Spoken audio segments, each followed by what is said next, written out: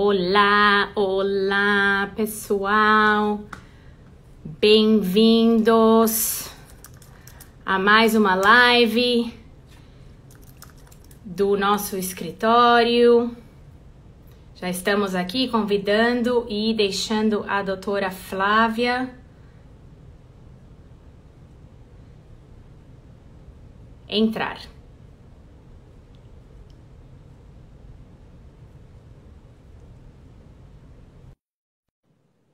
Aí, vamos esperar, a doutora Flávia está entrando. Nossa querida doutora Flávia. Olá! Aí está. Tudo bom? Tudo bem? Tudo ótimo. E você?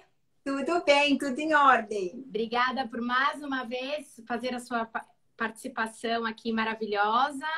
Eu adoro, estou feliz pelo convite, obrigada. Esse mês ainda mais especial, que é informativo. Estamos aí como escritório fazendo essa campanha, campanha de entendimento, de passar muita informação para as mulheres. Enquanto as pessoas estão entrando aqui, eu vou fazendo essa introdução bem rapidinha. E então, no decorrer do mês, a gente vai estar tendo várias lives com mulheres que foram sobreviventes do câncer de mama, câncer metastático. Vamos ter também lives com diferentes médicos. A nossa primeira, claro, sempre seria a nossa querida e amada doutora Flávia Fairbanks. Com profissionais da saúde, nutricionistas, enfim, muita informação bem legal. E o nosso propósito é criar um conteúdo muito legal, muito bacana, muito informativo, para que a gente possa, então, cumprir com a segunda meta da nossa campanha, que é conseguir arrecadar fundos para uma organização que chama Facing Our Risk. É uma organização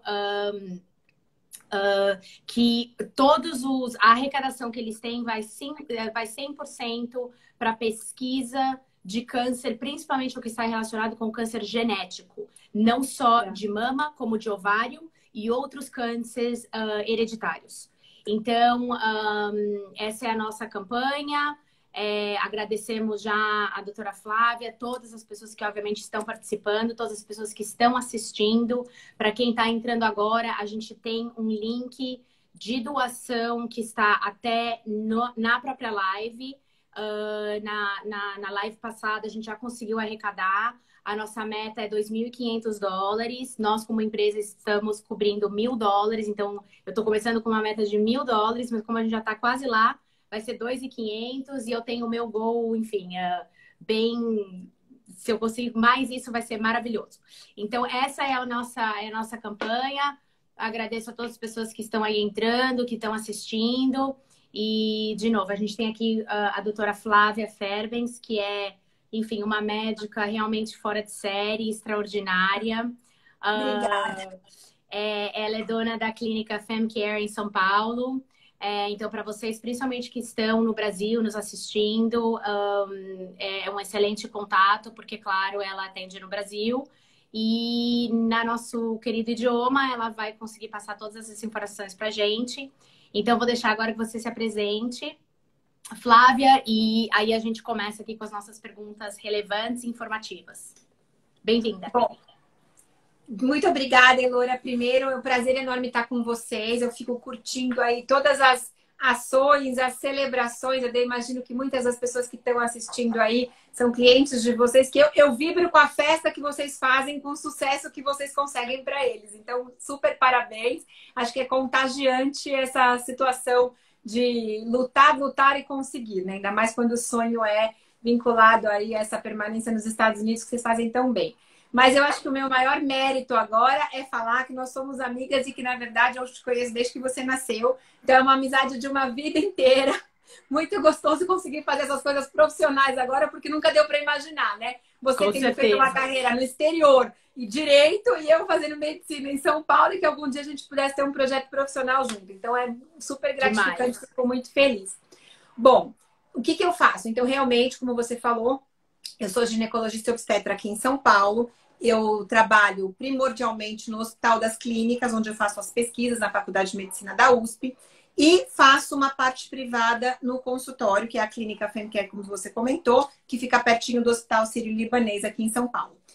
Qual é o meu foco de ação? Na verdade, é a saúde da mulher. Então, eu realmente tenho pacientes de todas as idades. Eu começo com as adolescentes, muitas mães trazem as filhas assim que menstruam, e a gente vai cuidando, e eu estou fazendo agora, na verdade, né? Eu estou com 22 anos de consultório, então eu comecei há uns anos atrás, uns 3, 4 anos, eu comecei a fazer os partos das meninas que eu tinha feito nascer. Foi uma coisa assim incrível, entendeu? Uau, então, que a gente tem uma história. A especialidade da ginecologia obstetrícia é uma especialidade muito especial mesmo, né? Porque a gente tem assim a possibilidade de ficar perto da mulher a vida inteira, o que é incrível. E especificamente em relação aos meus focos principais, eu trato muito aqui em São Paulo as questões com endometriose, as questões relacionadas à infertilidade feminina. Então, eu também tenho uma parceria com uma clínica de reprodução onde eu sou sócia. Eu tenho um foco importantíssimo em sexualidade feminina. Então, quem for olhar lá no perfil e tudo mais tal, vai acabar vendo que tem essas linhas. A mama, como a gente vai conversar hoje, é um foco que faz parte da saúde feminina geral. Então, eu acho que é fantástico eu estar como ginecologista geral falando disso, porque eu não sou mastologista. Eu não vou ficar falando das questões da doença com profundidade, nem nada disso. Apesar de eu entender, claro, que eu preciso para poder acompanhar essas pacientes, mas eu quero dar o foco da prevenção geral, que é justamente o que acaba casando muito bem com a campanha do Outubro Rosa, que tem esse impacto tão importante aí na vida das mulheres.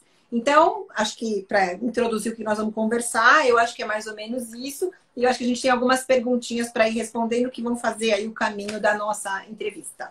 Claro. Então, eu vou começar. A gente tem essas perguntas e depois também eu vou... Quem tiver alguma pergunta que a gente puder responder aqui tendo tempo, eu vou, enfim, dar essa oportunidade, mas de repente eu não consigo acompanhar aqui porque me saem as perguntas e eu não vou conseguir seguir. Então, eu peço só que as pessoas esperem. Ou, de repente, eu sei que o nosso querido Paulo... Oi, Paulo, eu sei que você está aí assistindo. Então, eu vou pedir o seu help para, se você conseguir depois me mandar as perguntas, vai ser ótimo. E lembrando, uma vez mais, que a gente tem aqui o botão de doação. Paulo, se quiser doar também e testar, viu? Seria uma ótima se você consegue fazer daí. Porque eu já vi que gente do Brasil está tendo dificuldade, então isso é uma coisa que a gente está tentando acertar. Depois a gente acerta, viu, Paulo? Mas, enfim... Vamos lá, a nossa primeira pergunta que eu queria saber, Flávia, qual é a incidência atual do câncer de mama? Então, essa pergunta é ótima, porque a gente tem que tentar responder se é de fato um motivo de tanta preocupação, né? Uma campanha mundial desse tamanho que a gente faz, ou que todo mundo adere, que mexe com o interior de todas as mulheres e tudo... Claro que vai lançar essa dúvida na cabeça das mulheres, mas será que isso aí é assim mesmo? Será que a gente precisa ter tanta preocupação? A resposta é sim. Por quê?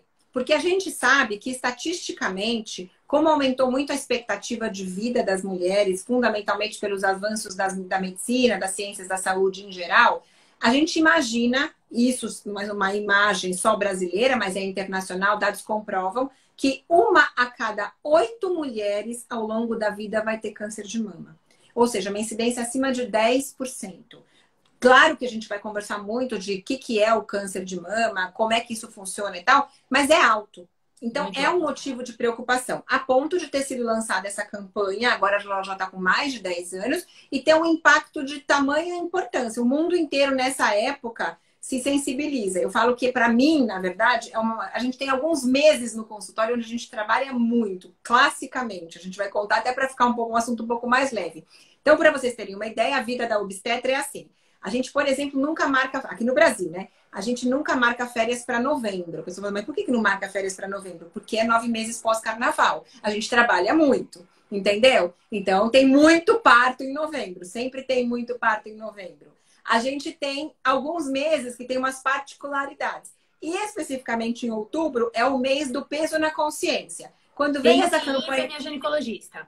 Quando vem essa campanha do Outubro Rosa, aquela que não fez ainda nada o ano inteiro, fala, daqui a pouco eu vou fazer, daqui a pouco eu vou fazer. Chega o Outubro Rosa, dá uma culpa danada e é a hora de fazer consulta. Então, o que eu atendo de paciente... Ai, doutora, sabe o que é? Eu vi a campanha. Então, essa campanha é uma campanha que funciona. É muito legal. Então, a gente precisa continuar incentivando. E claramente, cada uma dessas ações, se você faz uma live favorecendo a campanha, o movimento como um todo ganha mais peso e, consequentemente, estimula que o ano que vem a campanha continue.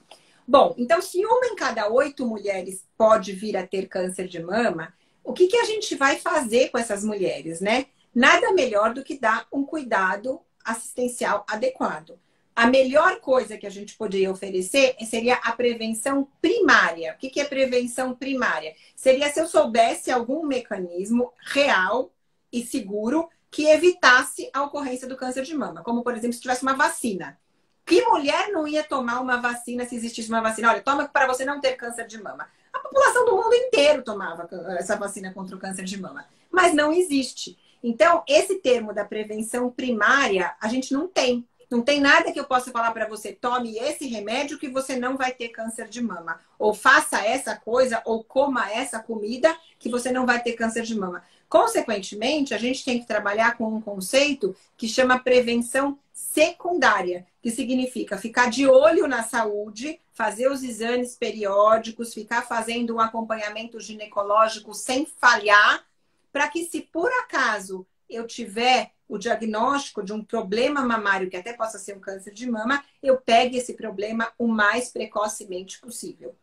Então, isso é importante. Então, é um problema real? É. É importante? É. É significativo? É. E merece cuidado. Mas não é para ser um alarme, não é para virar um pesadelo na cabeça das mulheres. Você, chegou outubro, eu passo mal só de ficar pensando. Não, não é para tudo isso.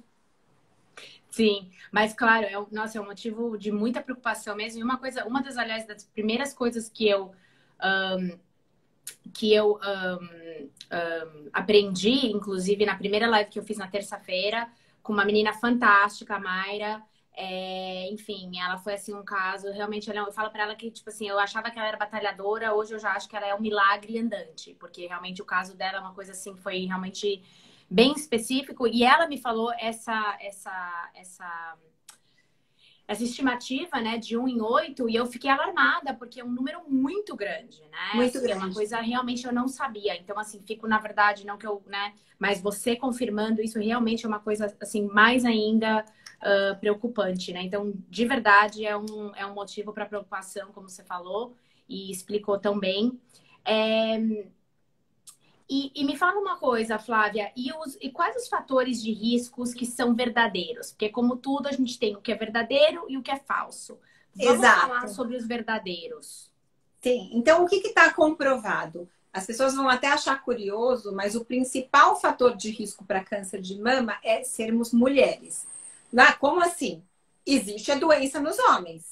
Tá? Então, a gente tem câncer de mama em homem e mulher, mas em mulher é 100 vezes mais comum do que em homem. Então, é o maior fator de risco, sermos mulheres.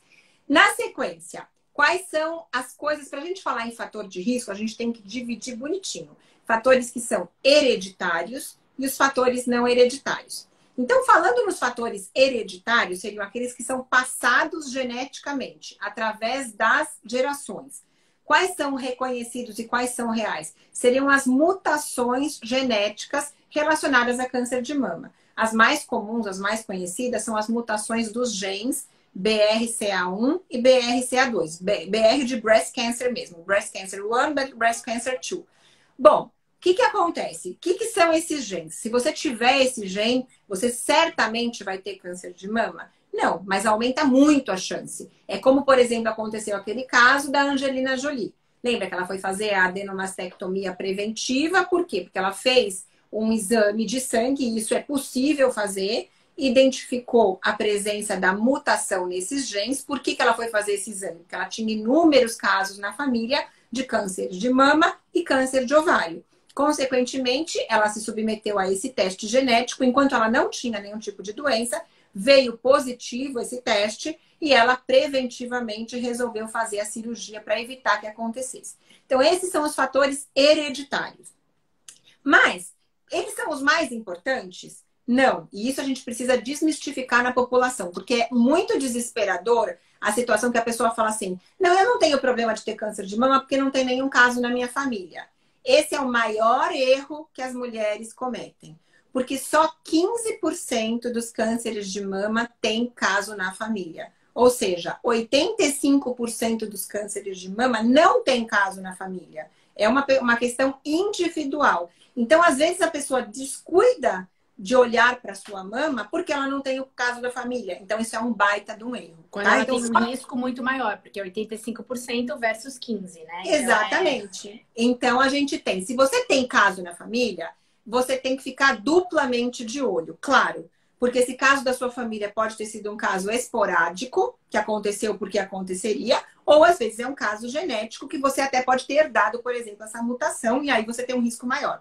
Mas, se você for pensar por esse lado, você está cuidando pouco da saúde. Então, a gente precisa pensar pelo lado do mais comum. E o mais comum é o câncer de mama não genético, não hereditário. Ou seja, são fatores individuais que levam uma mulher a ter um risco maior do câncer de mama. E, portanto, quais são esses fatores? Então, a gente sabe que existe um risco, por exemplo, para as mulheres que têm uma situação que a gente chama de janela hormonal muito ampla. Ou seja, ela teve uma menstruação, o início da menstruação, a primeira, muito cedo e a última muito tarde. O que é considerado, desculpa, o que é considerado hoje em dia, Flávia, uma menstruação muito cedo? Olha, a idade média da menarca, que é a primeira menstruação, é em torno dos 12 anos de idade. A partir dos 10, ok. Mas se por acaso acontecer antes dos 10 anos de idade, já é muito precoce, tá? Entendi. Então, a gente não é que você precise bloquear essa menstruação antes dos 10 anos, porque pela Organização Mundial de Saúde, se uma menina menstruar a partir dos 8 anos de idade, isso já pode ser satisfatório, mas não pode acontecer isso, né? A gente tem que tomar cuidado com outras questões. Mas voltando para o foco da nossa história do câncer de mama. Então, essa janela hormonal, essa janela estrogênica muito ampla, a gente vai ter um risco maior. O segundo fator de risco para câncer de mama, que é muito importante, tanto aí nos Estados Unidos como agora aqui no Brasil também, é a obesidade. Então, a gente sabe que a obesidade faz com que exista uma conversão hormonal no tecido adiposo muito maior. Então, as mulheres obesas, elas têm mais hormônio circulante. Não é porque elas produzam mais hormônio. É fundamentalmente porque o tecido gorduroso funciona como um estoque de hormônio e fica bombardeando o tecido mamário periodicamente. Então, a janela hormonal ampla, a obesidade, sedentarismo, porque a prática de exercício físico é protetora, tá? Então a gente sabe, ajuda você tanto a manter o peso quanto manter o seu metabolismo em dia e, consequentemente, também você ter um estilo de vida mais adequado.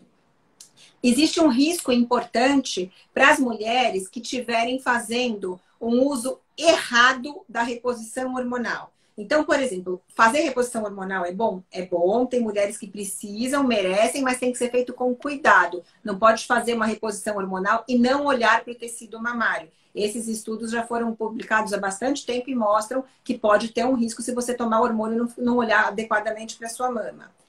Existe a situação da alimentação muito rica em carboidratos e gorduras, principalmente as gorduras não naturais, que também podem facilitar a obesidade, consequentemente, a ocorrência dos cânceres de mama. Então, esses fatores são fatores importantes de serem reconhecidos porque eles são modificáveis. E isso que é interessante. Todo mundo pode ajustar a alimentação, todo mundo pode sair do sedentarismo, todo mundo pode fazer uma dieta mais balanceada, pode tentar controlar o peso da melhor maneira. Quer dizer, então, se eu tenho armas na mão para fazer uma ação que eu mesma sou responsável, que pode me evitar fazer ou acontecer uma situação de um câncer, eu preciso lançar mão de tudo isso. Mas isso vai garantir que eu não tenha doença? De jeito nenhum.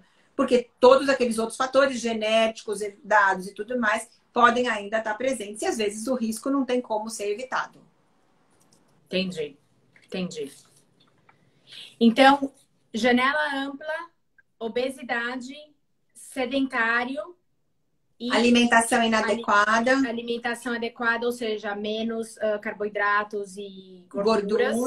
Isso, mais frutas, verduras, legumes, proteínas de origem animal ou vegetal, desde que você consiga fazer um balanço adequado em relação a tudo isso, tá? E se fizer ou precisar fazer a reposição hormonal, que é muito bem indicada para uma série de mulheres, que faça sob vigilância, não pode deixar o sentido sem você se preocupar com isso, sem fazer os exames periódicos. Entendi. Tá. Então, bom, acho que a gente cobriu bem, pessoal que estão assistindo. Olha, é bem simples e, obviamente, não quer dizer que a gente vai evitar 100%, mas a gente, claro, está contando aí com chances e com fatores que, quanto menos a gente contribui, né, a lógica diz que menos chances você vai ter de né, contrair. É como se isso. fizesse um paralelo, Elora, por exemplo, em relação ao câncer de pele. Todo mundo sabe que se você for para a praia, no pico do sol, entre meio-dia e 2 horas da tarde, sem protetor solar, você aumenta a sua chance de ter câncer de pele, entendeu? E se você for naquele sol, antes das 10 da manhã, depois das 4 da tarde, e colocar um protetor solar, você está se protegendo. Quer dizer, então são essas pequenas coisas que a gente precisa fazer o ajuste, porque elas são uma prevenção primária. Eu estou tentando evitar a ocorrência da doença, que é o melhor cenário, sem dúvida nenhuma, né? Sim. E essa, como é que você chama? Prevenção, primário, como é que é? A prevenção primária é você evitar que a doença aconteça. É o que a gente chama, tipo assim, linguagem que não é médica, de preventivo. Seria exato, a prevenção. Ou seja, entendi. É o papel das vacinas. Você toma uma vacina para evitar ter a doença. Não tem vacina para câncer de mama, mas você pode tomar algumas ações para não ter. Agora, o que a gente tem na prática, o que a gente mais acaba fazendo é a prevenção secundária, quer dizer, que significa diagnóstico precoce. Ficar olhando, e na menor das dúvidas, você já vai atrás em busca de um diagnóstico que, se for positivo, você trata adequadamente. Entendi. E aonde entra a mamografia nisso? E por que a importância de fazer uma mamografia? Não, essa pergunta é a melhor, porque as pacientes, as mulheres, têm certeza que a mamografia foi inventada pelos homens, né? Então, assim, é um exame chato para chuchu, não tem jeito, entendeu?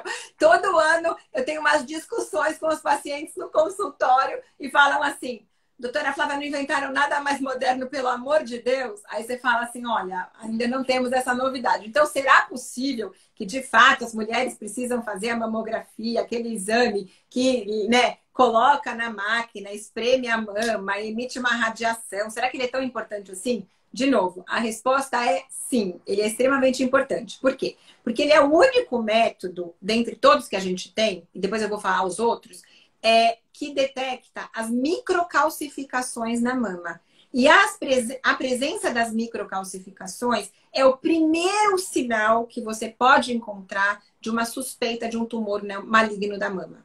Então, assim, muito antes de você palpar um caroço, uma bolinha, qualquer coisa dessas, você fazer uma mamografia e encontrar as microcalcificações suspeitas, já dá um alerta, já é um red flag aí para a pessoa falar: puxa vida, pode ser que tenha um câncer de mama aqui. E aí você vai ter possibilidade de fazer a intervenção, a biópsia, a punção daquele tecido suspeito, qualquer coisa. E se for um câncer de mama, você vai ter uma chance de tratar enorme e, consequentemente, de ficar curada. Quer dizer, então nada é tão valioso quanto essa situação. Portanto, vale a pena o desconforto de passar pela mamografia. Mas, falando na mamografia, então a gente fala assim: por que não fazer os outros exames? Qual seria o sonho das mulheres? Fazer um exame que não doesse nada, como, por exemplo, o ultrassom da mama. Então, o ultrassom da mama, fala: puxa, mas o ultrassom já não vê? Vê, mas o ultrassom não olha microcalcificação. O ultrassom já vai ver as bolinhas, que já é uma fase posterior, que são os nódulos de mama. Então, se você encontrar um nódulo de mama no ultrassom, a ideia que se tem é que as microcalcificações, vamos supor que esse nódulo seja maligno mesmo. Então, na hora que ele já formou um nódulo, significa que você já perdeu 2 anos de chance de tratar, porque as microcalcificações já estariam lá há 2 anos atrás. Então, perdeu uma janela importante de tratamento. E para câncer, isso é muito significativo. Então, não tem como abrir mão da mamografia. O ultrassom é um exame complementar. Então, quando eu vou fazer um ultrassom das mamas, eu estou tentando ver se as minhas imagens ou os meus achados na mamografia têm uma representatividade, ou seja, eles também aparecem no outro exame, favorecendo daí um raciocínio de fato, alguma situação mais perigosa ou não, tá? Então, ele é um exame que complementa a mamografia, mas nunca substitui. E o terceiro exame que a gente tem para falar da mama e para investigar é a ressonância magnética da mama, que também é feita. Ela é um exame meio chatinho, porque, na verdade, primeiro, passar por uma ressonância já não é agradável, porque tem a questão do tubo, tem gente que se sente mal, claustrofobia, essas questões todas que a gente tem que administrar. O exame da ressonância da mama, ele é feito com a paciente de bruços, ou seja, de barriga para baixo, com as mãos esticadas. Então, às vezes, as mulheres, assim, é uma posição desconfortável e às vezes pode ter uma interrupção do exame, porque ele demora realmente uma meia horinha ali para fazer um protocolo completo. A ressonância substitui a mamografia? Não, não substitui. Ela também é um exame complementar. Porém, às vezes, a mamografia em mulheres mais jovens que possam ter a mama densa, ou seja, que não permite que nada seja visualizado na mamografia, porque fica tudo um brancão lá no raio-x da mamografia, nesse caso, a ressonância pode ajudar bastante, tá? Que daí ela pode verificar algum tipo de área diferente, absorção de contraste, alguma coisa dessas, e também dar uma ideia eventual que pode fazer ou dar uma suspeita para uma área de algum câncer de mama. Então é importante. O primeiro exame que tem que ser feito, não pode abrir mão, é a mamografia. O ultrassom complementa a mamografia e a ressonância tira dúvidas da mamografia, mas com a mamografia é fundamental. Entendi. Entrou aqui, tenho que dar um alô para nossa querida Olivia. Olivia! Ai, manda um beijão. Olivia e seus bonecos, gente. Parabéns, eu fico só curtindo no Facebook, então cada vez mais fofos. A Olivia foi a Olivia foi uma das minhas heranças para você, né, Flávia? Com muito orgulho. Aquela Rebeca é a coisa mais fofa do mundo. Ela deve estar ouvindo, mas realmente é. Escuta, deixa eu te falar uma coisa. Tá, então mamografia mesmo, ultrassom, e aí, se necessário, obviamente, daí vai escalando, e são imagens diferentes, né? Que eu acho que nós mortais, que não somos médicos, nunca vamos entender a diferença de um para o outro. Aqui eu não sei nem até que ponto o médico. Ou seja, quando você vê um ultrassom, talvez aí eu acho que o médico ele vê, você sabe. Ou não, ou você precisa sim, o tipo da imagem é diferente, acredite, é diferente. É diferente. Mas, por exemplo, você lê essas imagens, você sabe o que você está vendo? Sim, não, existe todo um treinamento, existe uma disciplina na faculdade de medicina, inclusive, que é a radiologia. A gente passa meses estudando só isso, para saber o que você tem que encontrar em cada um dos exames e o que você precisa procurar, inclusive, né? Mas aí, por exemplo, vem com um report, vem com um laudo também do radiologista. Vem com um laudo assinado por um radiologista. Aliás, isso é ótimo para o conhecimento popular. O pessoal fica super cabreiro, normalmente. Primeiro que não sabe se quem faz o ultrassom é médico, né? Assim, gente, são médicos, radiologistas, eles fizeram a faculdade de medicina inteira, depois faz uma residência de 3 anos só para olhar ou aprender a olhar os métodos, de saber o que procurar, como fazer e dar os laudos, né? É muito engraçado que sempre vira e mexe tem uma paciente ou outra que fala assim, não, porque a mocinha que fez lá, o técnico que fez, você fala, não, gente, pelo amor de Deus, é um colega meu, são médicos que fazem. Mas espera, aí, né? Então, olha, brasileiros que estão no Brasil, e esse é um alerta para quando vem para cá. Isso é no Brasil. Aqui é a mocinha do ultrassom, não desmerecendo ninguém, é um trabalho super importante, mas não é a médica. Então, assim, quem me dera poder ter lá a minha médica comigo ali do lado fazendo ultrassom, seja na gravidez ou na mamografia, enfim, ou no ultrassom mesmo, porque aqui E aí depois a gente... aí você sabe que quando entra o médico, você vê branco entrando na sala, você fica mais... Já gela a alma. Você gela, você fica mais branca que o jaleco, entendeu? Porque daí você fala, aqui opa, Brasil, tá entrando a médica. Então, aqui no Brasil é proibido fazer exame, porque na verdade ele é considerado um ato médico, porque você tem uma interpretação, a paciente pode te perguntar alguma coisa, claro. Você tem que ter responsabilidade para saber o que você está respondendo. Claro. Então, assim, é uma diferença muito engraçada. Mas aí nos Estados Unidos, de fato, tem carreiras de técnicos em radiologia, que é completamente diferente.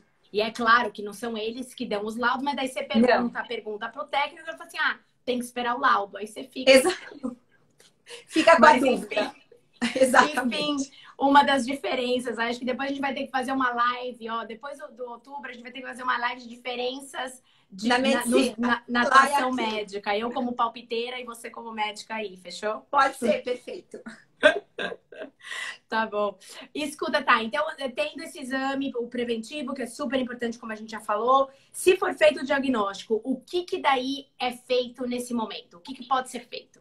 Então, a primeira coisa, na verdade, a gente tem que entender que o diagnóstico definitivo vem sempre depois de uma biópsia. Então, por mais esquisito que seja o exame de imagem, por mais estranha que seja a situação em que foi encontrada, ele nunca é uma certeza. Então, obrigatoriamente vai ser solicitada uma punção ou uma biópsia da área estranha lá do exame de imagem, e só depois que vier essa biópsia é que a gente vai ter algum diagnóstico. Por que eu tô falando isso? Porque às vezes o gap entre fazer um exame de imagem, chegar, voltar no médico, ouvir a opinião do médico em relação àquele exame, sair com o resultado de com o pedido de uma punção ou de uma biópsia, voltar no laboratório, fazer esse exame e ter o resultado, às vezes vão semanas, 2, 3 semanas, sei lá. E às vezes a pessoa já está passando mal de nervoso a troco de nada. Então eu vou explicar por que isso. Isso é super importante. Às vezes, assim, tem paciente que já está querendo, assim, programar o próprio velório ainda sem ter a biópsia na mão. Não é assim que a gente deve fazer. Porque os exames de imagem hoje em dia, às vezes eles vêm além da conta. Então tem muita coisa que pode ser dado como um falso positivo. Ou seja, parece que tem alguma coisa lá, você vai lá, faz o exame e não tem nada, ou o que tinha era benigno e acabou. Então, não comecem a sofrer antes da hora. Existe uma classificação que foi proposta por americanos para laudar os exames de mama. Essa classificação chama BIRADS, que são justamente Breast Image Radiologic, não sei o que lá. Ou seja, a gente tem uma classe dos exames. Igual classe de Papa Nicolau. As mulheres sabem, classe 1, 2, 3, 4, 5, mesma coisa para os exames da mama, tá? Então, a gente já sabe, e eu posso antecipar isso para vocês que não tem problema, que quando vier classe 1 ou classe 2 está normal, não tem nada de errado. Então, pode comemorar e o próximo exame é só feito no ano seguinte, tá? Quando você tem um exame de mama, quer seja um ultrassom, uma mamografia ou uma ressonância classe 3, significa que tem alguma coisa ali, um achado, uma bolinha, um cisto, um nódulo, alguma coisa que tem uma chance pequena de ser maligno. Então, para você falar, por exemplo, na mamografia, tem uma mamografia classe 3. Ela tem 98% de chance de ser benigna e 2% de ser maligna. O que eu faço nesse caso? Depende de quem é a paciente, da idade dessa paciente e tudo mais. Se for uma mocinha nova, jovem, que tá super bem, que não tem histórico nenhum na família e que você tá tranquilo, tal, às vezes vem escrito no próprio laudo, solicitar novo exame em 6 meses. Porque tem toda a cara de ser benigno e chance de 98% de ser benigno. Ótimo. Fica assim, repete em 6 meses e tudo bem. Quando vem um exame classe 4, a gente ainda assim tem uma chance muito maior de benignidade. Então, a gente tem 80% a 90% de chance de ainda ser benigno e 10% a 20% de ser maligno.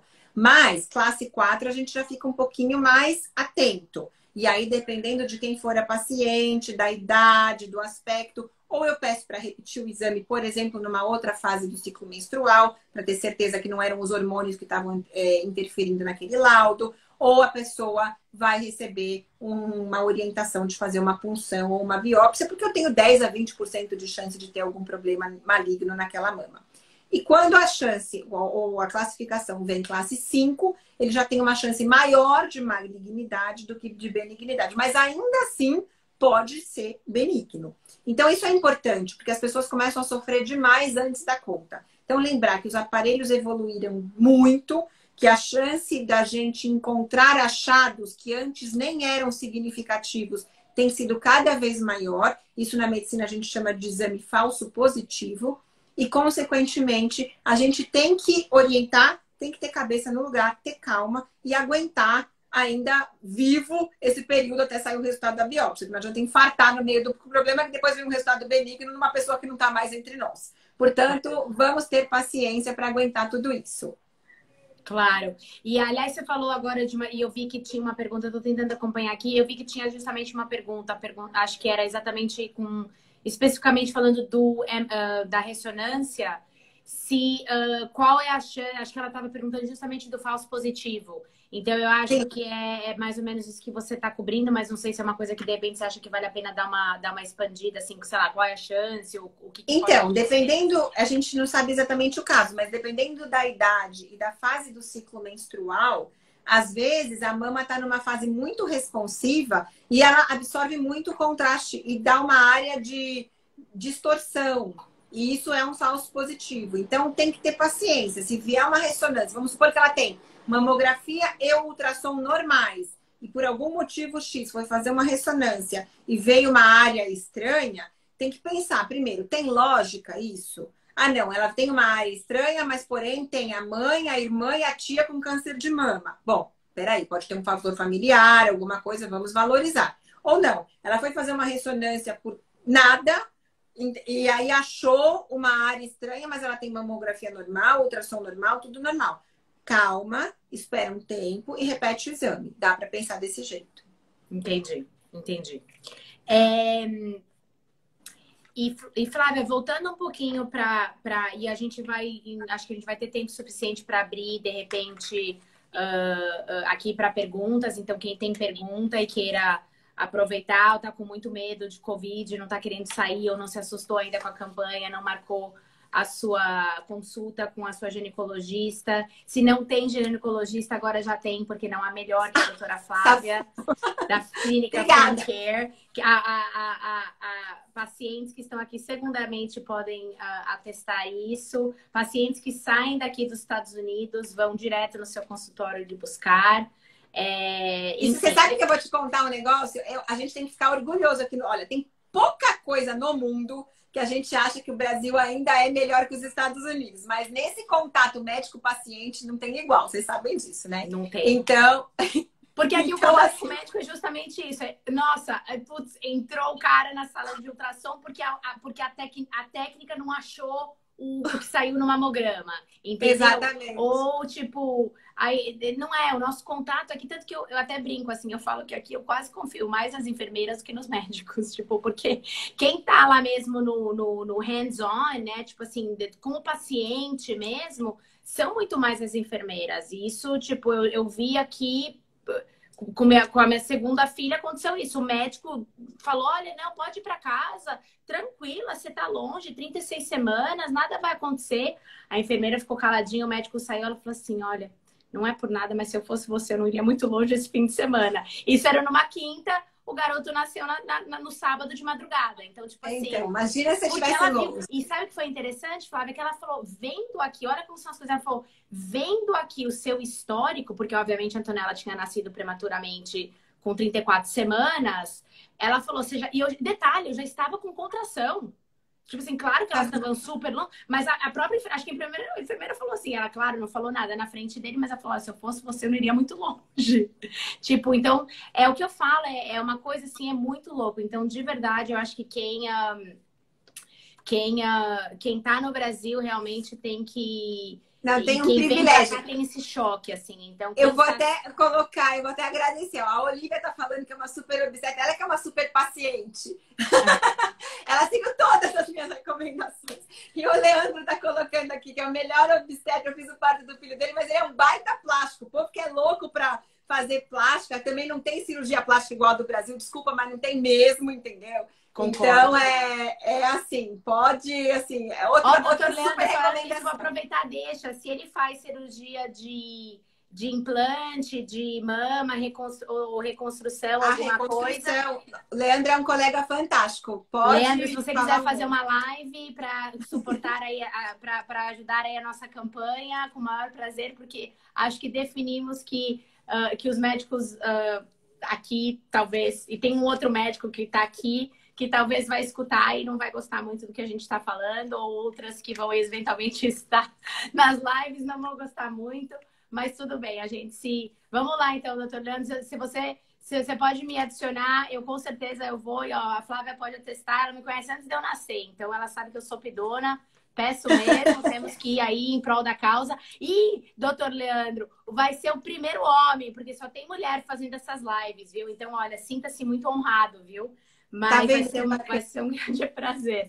Mas não, você realmente é demais, Flávia, e é por isso que eu indico você, inclusive a Olivia, como eu falei, a Olivia foi a minha herança aí para você e fico feliz que você tenha podido ajudá-la. Mas então tá, voltando aqui no diagnóstico que a gente pode fazer.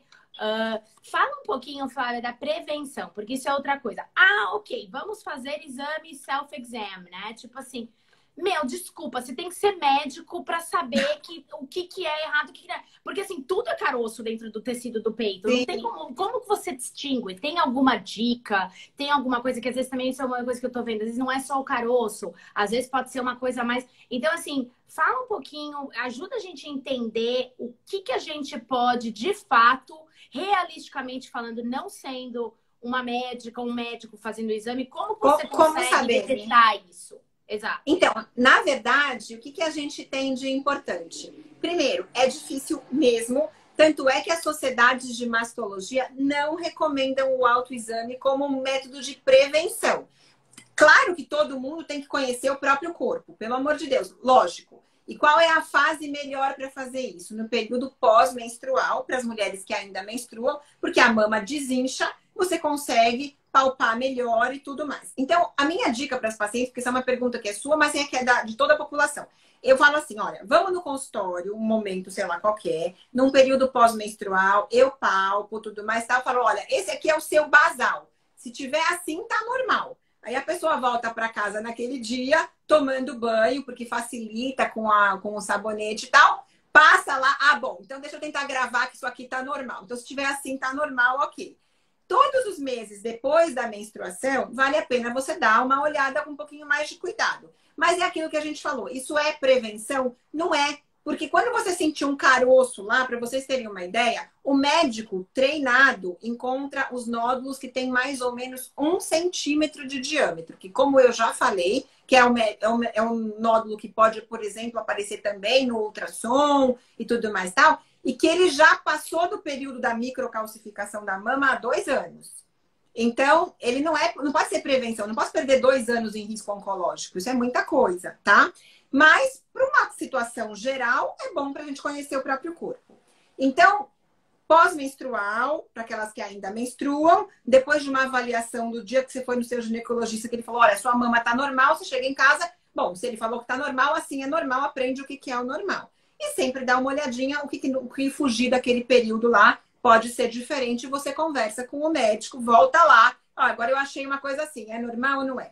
Cuidado com as variações hormonais. Principalmente para as mulheres que têm uma situação que hoje em dia chama alteração fibrocística benigna da mama, que as nossas mães chamavam de displasia mamária. O que é isso? Então, é conhecido das mulheres, são aquelas mamas que ficam meio granulosas, meio empedradinhas por função hormonal na fase pré-menstrual. Então, dói para chuchu, mal pode dormir de bruços, dói para manipulação da mama, na relação, dói quando faz exercício. Isso aí é uma situação hormonal e não tem nada a ver com câncer de mama. Isso é muito importante, porque o que acontece? Tem nada no mundo que apavore mais a mulher que ela começar a sentir uma dor na mama. Tô com uma dor na mama, mas eu já tenho certeza que é um câncer de mama. Mas o curioso, dói, né? Exatamente, o câncer de mama não dói. Então, se você tá com uma dor na mama, você pode ter tudo. Inflamação, alteração hormonal, tá inchada e tudo mais. Mas dificilmente isso aí vai ser um problema de um câncer. Porém, muitas mulheres acabam descobrindo cânceres de mama por causa de dor na mama. Mas como assim? Ela vai no médico porque tem uma dor, a dor não tinha nada a ver com câncer de mama, só que por conta disso, ela recebe uma palpação adequada, a solicitação de um exame que ela ainda não tinha feito, e aí acha um câncer que estava oculto. Tá? Então, a mama é um tecido que a gente tem que tomar cuidado, que ele realmente responde muito aos hormônios, não é para bater pânico, mas ele tem que estar sempre sendo vigiado. Agora eu vou aproveitar que eu já estou tendo umas ideias para falar mais ou menos uma coisa para ficar bem lógica. Qual é a periodicidade dos exames de mama? Que isso também é importante. Tem uma certa divergência entre o padrão americano e o padrão brasileiro, mas que dá para a gente ter uma linha do porquê dessa situação. Então, assim, teoricamente, o Colégio Americano de Ginecologia e Obstetrícia recomenda que as mulheres façam a mamografia anualmente a partir dos 40 anos de idade. E não tem limite final para isso, tá? A medicina brasileira, na verdade, baseado em custo, principalmente, porque não tem outra razão, entende que a faixa mais comum de uma mulher ter câncer de mama é após os 50 anos de idade.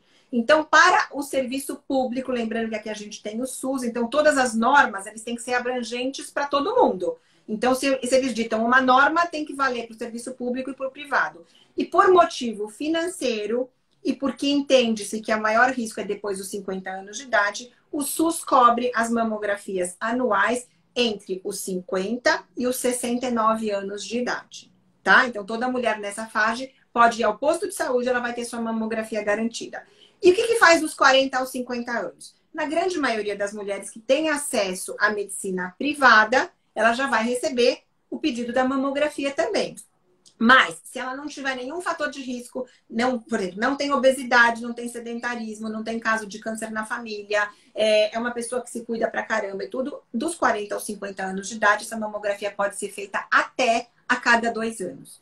Ah, mas e se ela quer fazer todo ano? Pode fazer. Mal não faz. Mas ela pode falar, não, quer saber, é muito chato esse exame, eu posso fazer de 2 em 2 anos? Desde que ela não pule as consultas ginecológicas anuais, pode fazer a cada 2 anos, então dos 40 aos 50 anos, a partir dos 50 anos, tem que ser anual, sem sombra de dúvida, teoricamente até os 70 anos, pelo menos. Hoje em dia, que a sobrevida das mulheres está muito maior, a gente tem que esticar um pouco, porque a gente viu que 1 em cada 8 mulheres vai acabar tendo câncer de mama em algum momento de suas vidas.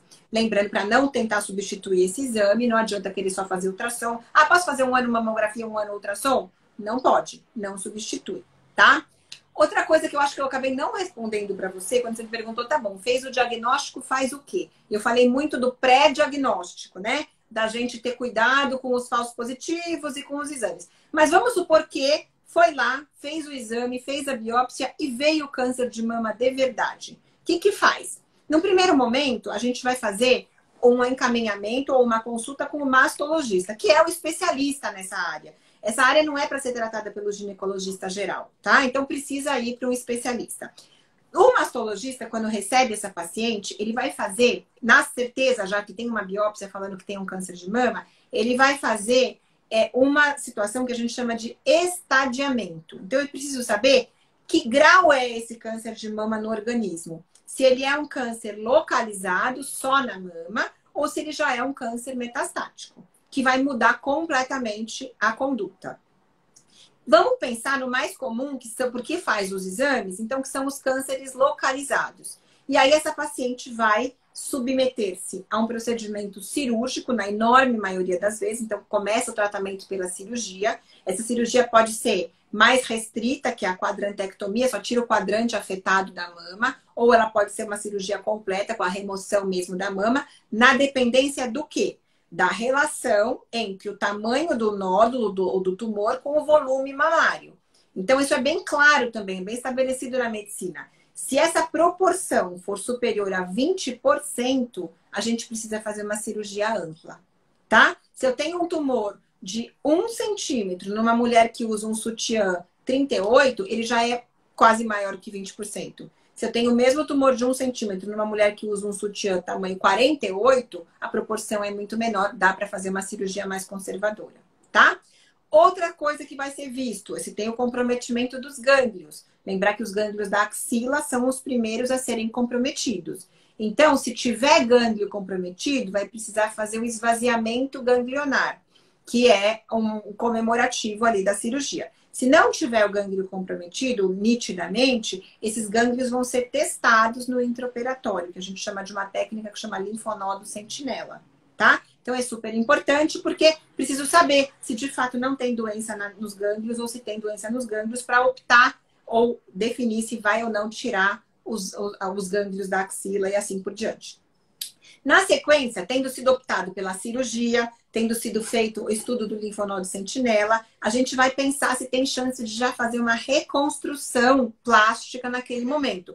Muitos estudos mostram, são estudos italianos, tem um centro na Itália que é muito importante, mas que trouxe essa noção já para a medicina brasileira, o Brasil é muito pioneiro nisso, dos benefícios de você fazer a reconstrução no mesmo momento, quando for possível.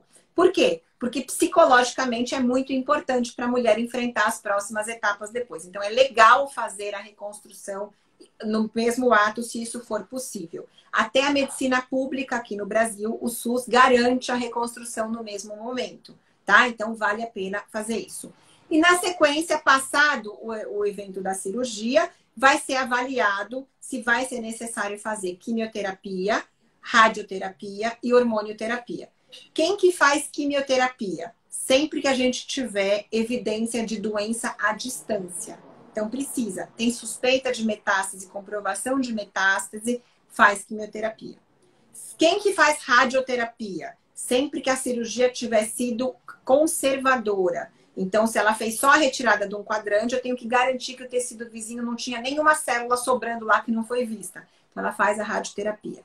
E quem que faz hormonioterapia? As pacientes cujo tumor respondia aos hormônios, ao estrogênio e à progesterona. Isso é um dado que vai vir junto com o resultado final da biópsia. Então, faz a biópsia e no laboratório já é testado se tem ou não receptor de hormônio e, consequentemente, quando tem o receptor de hormônio, é feito a prescrição de uma medicação que a gente chama de hormonioterapia, mas, na verdade, ela é uma anti-hormonioterapia. Ela bloqueia os receptores hormonais para evitar a recidiva da doença, tanto na mesma mama quanto na mama contralateral.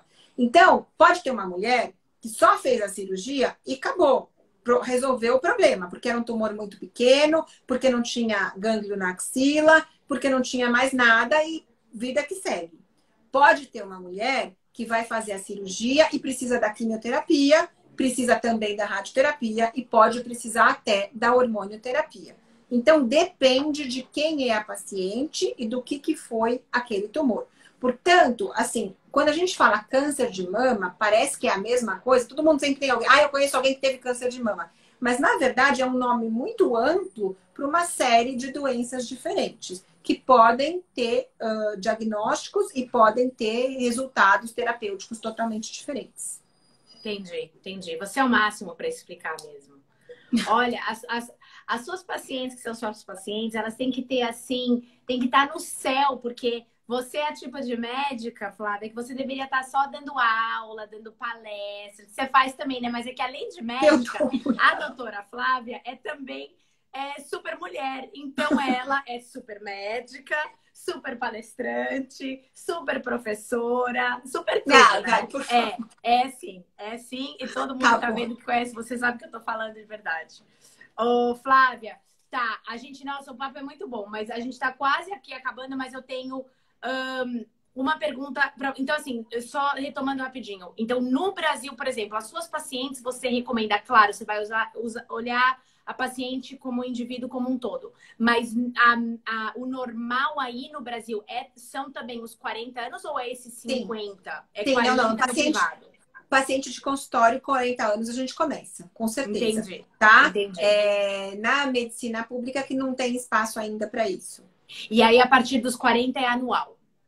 De preferência anual. Se dos 40 aos 50, vamos supor agora, por exemplo, agora na pandemia, teve um monte de gente que atrasou a consulta ginecológica. Então, às vezes, a gente pode estar numa situação que passou 1 ano e meio, mas ela não tem 50 anos ainda, tudo bem. E ok, não é um big deal. Mas agora, diferente do ultrassom, do Papa Nicolau, por que faz um parênteses, já que como a gente está cuidando da mulher como um todo, por que o Papa Nicolau não? Já de uma certa idade, nem sei que idade que é exatamente, não sei a hora que menstrua. Por que é todo ano? Qual é Então, na verdade, o Papa Nicolau é um lugar onde o colo do útero é um lugar inacessível para a gente ficar olhando. Diferente de você palpar a mama, Quem que vai palpar o colo do útero ou olhar o que está acontecendo no colo do útero? Só o ginecologista. E mesmo assim, olhando, a gente tem muito pouca informação. Então, a coleta das células acaba sendo super importante. A periodicidade de Papa Nicolau, ela também é muito variável. A gente tem essa questão de colher todo ano, porque, na verdade, você está olhando para o câncer do colo do útero, mas também para as doenças sexualmente transmissíveis, aquelas que a gente consegue ter informação ali e tudo mais.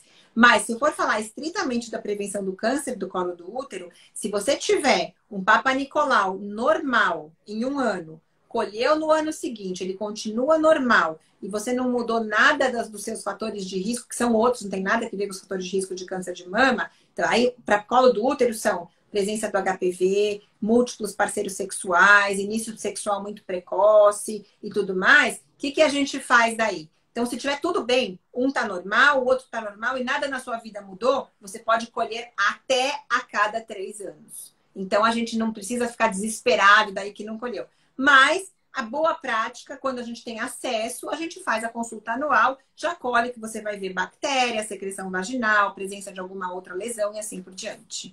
Entendi. E em relação ao ovário, tem alguma correlação entre câncer de ovário e câncer de mama? Ou qual Sim. é essa?